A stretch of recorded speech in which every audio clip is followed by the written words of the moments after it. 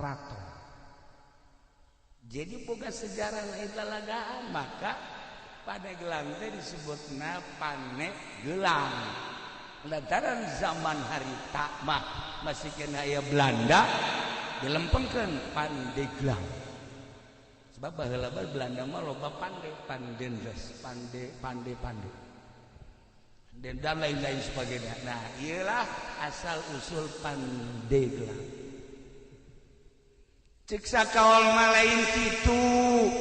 Sasarit Hidayatullah teh nyerang Banten, babat Banten nu dititik beratkeun ka Syekh Maulana Hasanuddin pada tahun 1525 berhasil Banten teh dikuasai ku Sasarit Hidayatullah tahun 1570